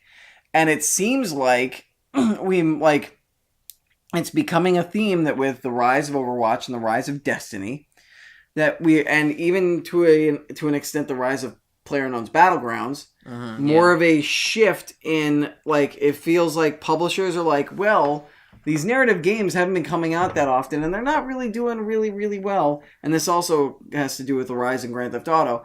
It seems like more shared world, open multiplayer or sandbox experiences is where the industry is. So we're just going to how about we take all these insert Patrick meme, how about we take all these single player games and put them over here? And it seems like EA is now signaling this shift towards all games are going to be more like Destiny, more like Overwatch, where you're playing for multiplayer. It's more of a shared world or common experience with a bunch of people. And and it looks like they basically said that, they insinuated that they wanted something that's more financially viable over a longer period of time. How do you make those games financially viable? Loot boxes. They basically said, we don't want a single-player narrative game because we can't monetize the crap out of it with loot boxes. Yep. So we're going to make it more multiplayer-centric so we can get more people playing. And then we're going to add loot boxes so people will play it longer. and then use those microtransactions money to fund updates. And also in the news was the fact that the Star Wars Battlefront 2 beta came out, and those were riddled with loot boxes. And from what I've seen, like I heard Angry Joe make a rant on it. Yeah. A lot, like the way their microtransactions are done are horrible. Like you get upgrades to certain abilities, or you gain access to certain abilities through loot boxes, which are totally RNG. Yeah. So it seems like we're getting this massive shift to microtransactions, and what was shaping up to be a great Star Wars game is like now down the tubes, and is shaping up to be something different, which sucks because like I like my diversity in my video games, and you know what? I normally people want to make Destiny. You know what? I have a game to play something like Destiny. It's called Destiny, and I have other games. Can I say what my initial thoughts were that I told you when you informed me about this? You can, but just really quick, I'd like to say a hi to Marcos Bena. And then Big Stupid says that's all EA cares about. They did the same thing to NHL. It's nothing but buying packs. That's the NHL series. Further reliance on, and sports games in general, relying more on the Ultimate Team modes, which require buying packs for cards to create your best Ultimate Team, and shying away from GM mode or GM connected mode where people can play online that way, because even though it's more multiplayer based, it doesn't involve more income. Yeah. Anyway, I'll let you. So, the first thing I'll say is the tweet that I sent to EA, I think it was yesterday, of, hey, EA, I got one question for you. Why? Just why? Mm-hmm. And as I pointed out to you, with all the resources you guys have, not to mention the fact that you're breaking this up between all these different studios, why don't you just do both? Yeah. Exactly. And then you this could game also was connect them in a way. Yeah, and this game was already 3.5 years in development. It's like, why? You're probably so close. Like, if you wanted to do this, why not just do it with a new game? Yeah. Or, like, you already have... I think DICE is working on another game that's not Battlefront. Yeah. Like, why not do it with that game? Yeah, why isn't that game it? Why don't you got Anthem coming from BioWare. Exactly. Which is the Destiny-type game. Why don't you have all your different studios, since you're breaking these people up into several different studios, to have several different studios work on these games? Why don't you just leave these people there, keep them happy with their job, make this game, which it might not make as much money, but guess what? It's still going to make you a lot of freaking money. Because there's people that are going to go crazy for this because it's a good Star Wars game with great people making it. Mm-hmm. Why don't you do that? And you could even say, do something like, oh, by the way, when that game releases, this is a prequel game or something like that to this other game that you have all these studios work on, and make this much bigger game, and then guess what? That's even more money.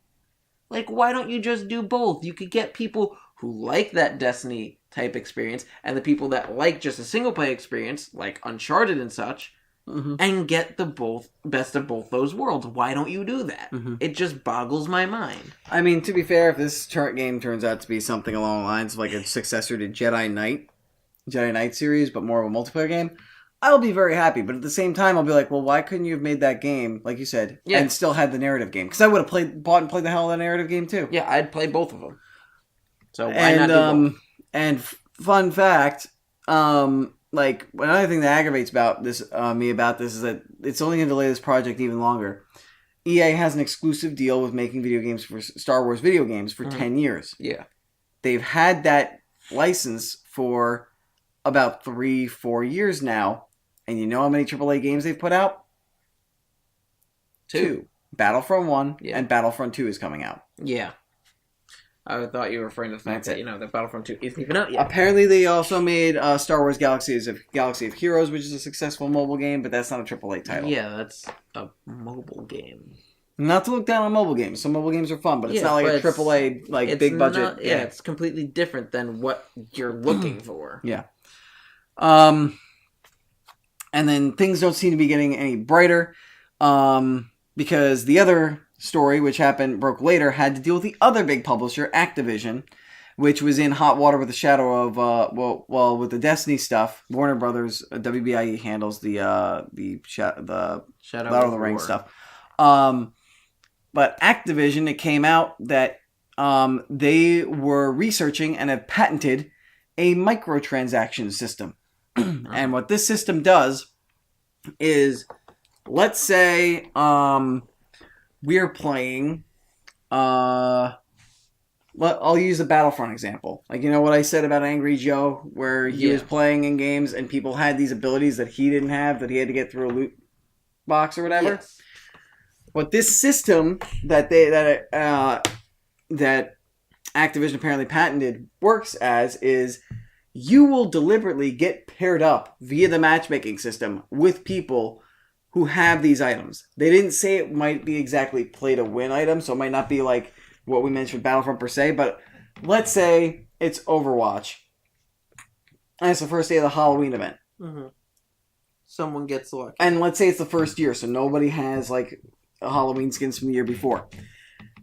And you really want some of these Halloween skins, and you're gonna get, the way the system would work is it would make sure that you got paired up with at least one or two people who have Halloween skins to basically remind you of what you don't have that those people have that are offered in the loot boxes, in order to drive you to want to spend money on those loot boxes to get those items. Yeah.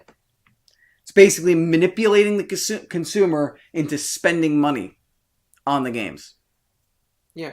And now Activision has said they have not implemented this in any of their games yet, but the fact they researched this and patented this has caused a huge uproar, and I agree, and like, I'm on board with all this. This is ridiculous and sickening. Yeah, it's absurd.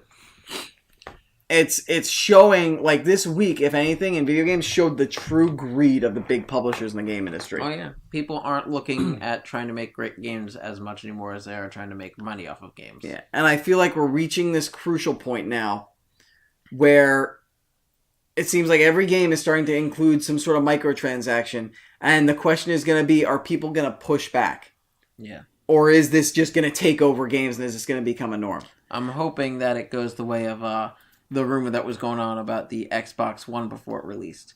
I don't know if you remember it, but there was the rumor that, not so much rumor, but Microsoft had gone through, done the research, and patented a chip that can go inside of their discs that would basically make it so that way if that disc was put into a system that was not the same system and same gamer tag as it was initially put on, that you would not be able to play it. And that you would only be able to play the game on another system if that gamer tag that it was tagged to was used on that system to play the game. And then only that gamer tag would be. You wouldn't be able to do any of the downloads or anything. And it would basically make it so that way no more used games. And people freaked out about it, and rightfully so. And since then, they don't have that anymore. Well, the problem with this is that people have complained about microtransactions before, but that hasn't stopped the quote-unquote whales, the people who are willing to spend money and lots of money on the microtransactions, from doing it, and the company's still making money, so them just keep pushing it forward anyway. But the question is, have we reached a breaking point to where people will be like, all right, enough, I'm not spending money on microtransactions anymore, these publishers can go to hell. Yeah, it's because of stuff like that I don't do that. I always see it, and it's, for example, with Overwatch. Yeah, there's a lot of skins I like. If I don't get it, oh well, it stinks I don't get it. But you know what? I'm not going to spend my money on to get a chance to get a skin in a game. Like, it's absolutely absurd that I should have to spend my money to be able to get something that they already put into the game. If I'm paying the $60 to get the game, why should I have to pay you more money to get something that you've already programmed into the game? If it's something like a DLC or something that you make afterwards, that's something completely different. I can understand. But if it's already programmed into the game, why should I have to pay you money to get it? That's another reason why people are upset with EA. And I'm going to say real quick, thank you, the KillKid92, for the host on Twitch. One of the reasons why people are upset with EA and they're pivoting of the Star Wars game is they want to go to the Destiny route so that way they can charge people for season passes every year. Yeah. For content, for DLC, so they can make more money. Yeah. But I mean, like I said, with the DLC, I can somewhat understand, because it's, you know what, at that point, you're making more stuff. It is extra content. And in the case of Destiny, it did make the game better over time. Exactly. And you had already run out of like everything to do with Destiny by the time that content came out. So like that's not as bad. Exactly. It's completely understandable because, like I said, it's also a matter of there are people that are working on this and then release it extra.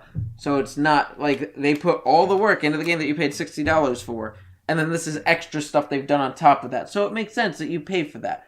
But the idea of they do all this work, they charge you $60 for it, and then they don't do any more work for it, but they still want you to pay them more money for stuff that you already put in the game. How is that fair to people? It's not. It's ridiculous. It is ridiculous. That's like if you went to like a WWE show or something and they sold you a shirt and then said something along the lines of, oh, well, by the way, that shirt doesn't come with sleeves. If you want the sleeves, actually, you have to give us an extra $5 for it. And then maybe we'll give you one. Maybe. Like, I know that's like a kind of ridiculous that's kind comparison. Of an extreme analogy. But I'm just saying, like, it's an idea of like, oh, well, you're selling me this product, but I'm not able to get and use all of it unless I give you more money, even though I was told I would get this, and that's what bothers me about it. Yeah, it's an unfortunate time, and like I said, I think we've reached the brink with, at least I believe we've reached the brink. Who knows if this is the brink or just another chapter in the takeover or the story in general of microtransactions in video games. Yeah. And with that, unfortunately, a little bit of a bummer, downer of a note. But with that, I believe that brings our episode to an end. Yeah. For Super Grapple Bros this week. Jam-packed episode. One of the longest episodes we had. But we had a lot to cover. Yeah. We had to make up for a week lost. And there was big news going on in both WWE and the video game world that we both want to talk about. And everything. Yeah. So that's going to do it for episode 26 of the Super Grapple Bros podcast. We thank you all so much for watching or listening, however you consume the podcast. You can watch us live on Twitch. Traditionally every Monday Friday or Saturday on Twitch at twitch.tv/elmurpho. You can watch us on demand there as well. In addition to on YouTube at youtube.com/elmurphoreal. We are in audio form in case you want to listen to us on your commute to and from work or wherever you're going. If you're driving to a place, you need something for your ear holes to pass the time, make sure you do that. Thank you, EMG_gamers, by the way, for the follow. You can listen to us on iTunes, SoundCloud, Google Play, and lots of other third-party podcast apps. Just look for Super Grapple Bros. Make sure you rate, review, and subscribe. Helps out with all the algorithms. Yes, we will. If we get, especially on iTunes, if we get those ratings, we get those comments and everything, we actually will get an official review or podcast rating, and then more people will actually be able to find us by browsing through iTunes. I would quickly like to point out that Big Stupid makes a very valid point. Microtransactions are definitely not on the Neville level. Far from it. Yeah. Far from the Neville level. Anyway, last couple things. Do not forget, on Twitter, you can find me at L_Murpho. I always tweet out when we go live, and I try, but I haven't been too good at it lately, try to let people know when the audio and the YouTube versions are out. Also, you can catch my random musings about, wrestling stuff, video game stuff, sometimes sports stuff, because, Yankees might be in the World Series. Fingers crossed the game starts right now. So I'm going to go watch that after this. You're at DMurph_42. That's correct. You also do the same thing with tweeting whenever we go live. I do my best to tweet when we go live. I tweet about wrestling stuff. Like I said, if you are interested in going and seeing some of the stuff, I've tweeted some of my stuff from Overwatch, including, which is one thing that I find funny, I played a game of Junkenstein's Revenge, in which me, playing as Soldier 76, got the gold medal for healing over an Ana, which means that as Soldier 76, I did a better job of healing my team than the healer did. It's bad Ana. Yeah, that's either bad Ana. Real bad Ana. That's either bad Ana, or you're really placing those healing circles for Soldier 76 strategically well. I think it's a little combination of both, because I was trying to stay near people and keep them healing, but that Ana was just not doing a good job. No, that Ana was not on the Neville level. No, definitely not, and that's what I strive for. I strive for the Neville level of Overwatch. Neville level and Neville level only. Yep. Anyway, what's higher, by the way? Before we go, the Neville level or the bar? That's a debate for you guys to talk about. Let us know in the comments on YouTube. Email or us, email tweet us. Let us know what you think, and we'll come up with the results next week. And you can email us at supergrapplebros@gmail.com. You can email us your answer to that debate, and as well as any trivia questions, any questions in general about the podcast, maybe topics of conversation. Mm-hmm. Anything you want us to talk about, let us know. Every now and then we do trivia. I didn't do it this week because of the fact that we had so much to cover, but I do like to do trivia on here, so if you have any ideas for themes or whatever for trivia, let us know. Mm-hmm. Maybe next week we can do some TLC trivia or something like that, Maybe. since we'll be doing the TLC review. But that's going to do it for us for episode 26. I am El Murpho. He is DMurph. And until we see you guys next week, thank you all for listening or watching, and take care. Yeah. Peace out. Deuces. Too sweet. Deuce, deuce. The deucey deuce. Pass. Peace. Shut up and sit down.